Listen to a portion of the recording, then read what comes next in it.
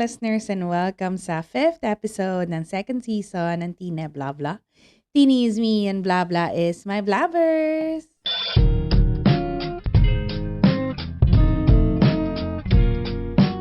In this podcast, I talk about life experiences, I sing songs, and I leave a scripture for you to ponder on. Since I release episode every Monday, I find it nice to leave you something that could make you open your Bible, look for a scripture in it, meditate on that scripture. I want you to like research that scripture, talk to it with your friends, ask your pastor about it, post it on your social media, whatever that could make the scripture in your mouth and eventually into your heart and mind. I want to do that.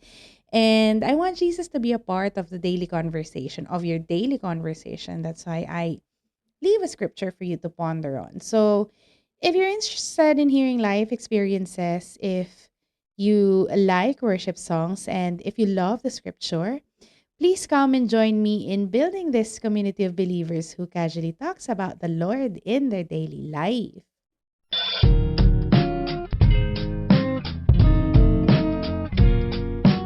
All right. Welcome back, you, my dear listener. And hello, especially sa mga listeners kong extra, but in a good way. Lalong-lalo na sa, alam mo yun, pagiging concerned citizen. And I know we talk about the sin of the bystander, like how being neutral can lead to sinning. So this time, I would like for us to talk about yung ganap ng mga concerned citizen by looking into this relatable prophet na literal kinwestiyon niya si God na, "Hi, nakikita mo ba 'tong nangyayari?" Parang tinatanong niya si Lord kung, "Nanonood ka ba ng balita, Lord?" Kasi feeling niya, God is just looking past the indifferences. And I know 'no, may mga times na parang gusto na rin nating itanong kay Lord kung, Lord, nakikita mo ba yung pinagdadaanan ko ngayon? Kasi ang hirap na eh. Parang, can we do something about it? And good news, pwede naman. Kasi this prophet that we're going to talk about today, he did that like no chill. He walked up to the Lord, he crosses his arms, and ang atake niya is, I want to speak to the manager. Ganyan. So from standing in a watchtower waiting for an answer to dropping the ultimate even if faith manifesto when the world was collapsing. So this prophet, he is the patron saint of the frustrated. Si Prophet Habakkuk. May pagpalakpak. So, the book of Habakkuk is in the Old Testament kung gusto nyo mang hanapin, and I would strongly recommend that you do. Pang 35th book siya ng Bible and part siya ng 12 minor prophet. Pang tatlo na natin to actually. Napag-usapan na natin before si Prophet Obadiah and si Prophet Haggai, and ito siya yung pangatlo. And this book has 3 chapters lang. Kasi wala lang, napaisip lang ako kasi 3 chapter, nagsimula tayo sa paisa-isa, ngayon pangatlo na. Umuusad na tayo, and I just wanna ask kung ready na ba kayo sa mas mga mahahabang chapters, 'no?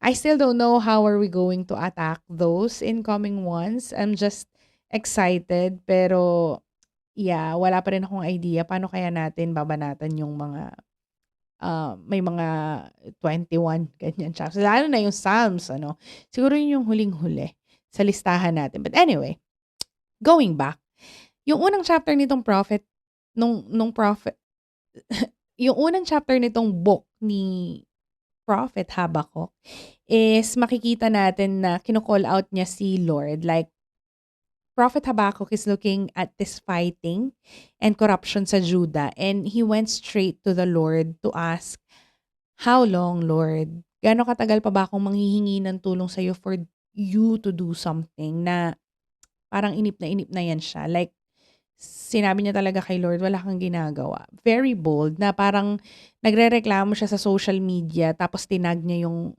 brand na nirereklamuhan niya. And people would usually find this disrespectful or parang Hindi ka nagtitiwala sa Lord. Pero sa totoong buhay, yung ginawa ni Prophet Habakkuk is a lament. 'Pag tinagalog, panaghoy siya. So, it's an expression of deep grief and sorrow na parang pinapaalam mo yung nararamdaman mo na punong-puno ng emosyon, ganyan. And sa Hebrew tradition, yung lamentations or yung lamenting is an actual form of worship. Like instead of walking away from God, you're actually running towards Him with your problem. So, basically, hindi siya lack of faith kasi you don't argue naman with someone you don't believe is there, right? So, ayun, after nung ganap na yon, nag-reply naman si Lord sa kanya na, meron akong ginagawa sa issue na yan, to be honest with you. And in fact, I'm gonna send the Babylonians to deal with you guys. So, sabi yun ni Lord. And, syempre, si Prophet Habakkuk, jaw drop siya, no? Kasi, he knows that the Babylons are literally the villains. So, sabi niya kay Lord, Lord, nagpapatulong ako sa'yo na apulahin yung sunog, pero ba't flamethrower naman yung gamit mo? Paki-explain po, ganyan. So, ginawa niya, umakyat siya dun sa watchtower habang iniintay niya yung explanation ni Lord. Parang he put himself in a self-inflicted timeout, parang ganyan. And this act of Prophet Habakkuk, sometimes it's gonna make people think na he was hiding away from them. But this watchtower, it is really about mental and spiritual alertness rather than, the literal building. It is a metaphor na he is setting a watch. He's trying to quiet the noise of the world to hear a specific word from God. So parang gusto niyang intindihin si Lord, but for him to do that, kailangan niyang dumistansya sa gulo. So, maybe we also need to do this sometimes, Hindi naman natin kailangang umakyat sa totoong watchtower. Siguro maybe kailangan lang nating i-turn down yung volume ng world, like tanggalin natin yung mga distractions na yan, maybe get off the phone so we can hear God's word. And on Prophet Habakkuk's wait, God came back with a speech about, trusting the process. Na sabi ni Lord, yang mga yan may kalalagyan naman yan. Pero sa ngayon, sabi ni Lord, yung mga Babylonians na yan, may kalalagyan yung mga yan. Pero sa ngayon, the righteous just needs to stay faithful and keep their heads down. So, sabi yun ni Lord. So, dito, makikita natin na God is working even if we don't see it. Like, He sees everything and He's not turning a blind eye on it. Everything just have their own timeline na lahat mangyayari yon in God's timing, hindi kung kailan natin gusto. Kaya kung may pinagdadaanan ka man ngayon, this is a reminder na nakikita ka ni Lord and you can take this opportunity to grow closer to Him. You can express your frustration. It's fine. God will understand you.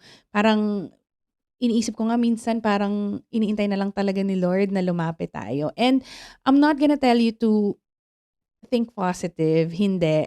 I want you to acknowledge kung ano man yung nararamdaman mo ngayon. And what I wanted you to keep in mind is to trust the process kasi Lord is doing something kahit parang hindi natin ramdam.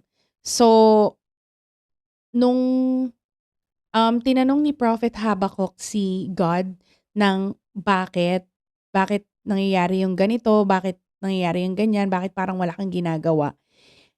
God answered the question who, not why. Like parang sinasabi niya, parang pinaparealize niya kay Prophet Habakkuk yung power niya, yung nature niya. Like, who He is. He is God. He is in control. So, ending, no, Prophet Habakkuk wins the argument by losing it. Parang parang ano 'no, magkaibang bagay, but yeah, he wins the argument by losing it. Nung narinig niya yung mga receipts ni Lord, sa mga Babylonians, parang kumalma na siya. And dun sa pagkalma niyang yon, nagsulat na lang siya ng kanta. So yung third chapter niya, nung book ng Habakkuk, it is actually a sela. It is a musical prayer meant to be performed with a full orchestra. Isa siyang liturgical song, a psalm, na may musical instruction, nakasulat doon, to the choir master. Kaya yung mga Bible scholars sometimes believe that Prophet Habakkuk may have been a Levite or a temple musician. And sometimes he's also called the proto-protest singer kasi kinanta niya yung mga complaint niya kay Lord, na he admitted na kahit na maraming masasamang mangyayari, I'm still gonna vibe with the Lord, ganyan. So, imagine from complaint thread sa social media, no? Complaint thread na puro reklamo to the hymn of the year. Ayan. So, from a doubting prophet to being the one who has the strongest faith in the room. Ganyan ang plot twist ng storyang to. And in this book he ended with the saying that God gave him hinds feet. Kasi 'di ba yung deer or yung goat, they can chill dun sa gilid ng mga matatarik na bundok na pag ordinaryong tao lang or maybe even the skilled mountaineers would fall. I don't know.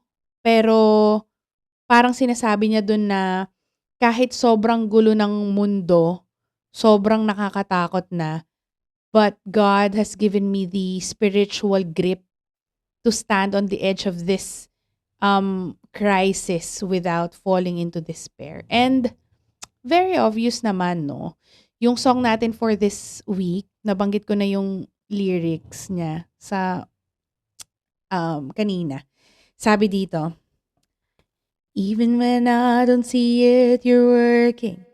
Even when I don't feel it, you're working. You never stop working. You never stop working. And also, the way this song acknowledges the nature of God na Waymaker, miracle worker, promise keeper, light in the darkness. It's parang si Prophet Habakkuk reminiscing what the Lord has done for him and realizing that that is who you are. Ganon. Oops, di ko napalitan. Kaya that song is for today's episode, and kung may suggestion ka man na kanta for this whole chika, you can put it in the comment section. You can leave something for me to read sa YouTube, sa Spotify, or sa Patreon, no? I would really love to see you there. And yep, to conclude this episode, of course, I want us to meditate on Romans chapter 15, verse 13. And please go to Patreon and let's talk about it. I post exclusive contents doon for members, and it would be a pleasure to see you there. Signing up is free sa Patreon. Sa Patreon pa rin to. Nandun kasi yung mga exclusive contents ng TBB. Free naman yung pag-sign up, pero pwede ka ring mag-member sa Friends of Tine para cool. Yan lang po for today's episode, and thank you for staying up until the very end, and I hope to see you on the next one. Bye!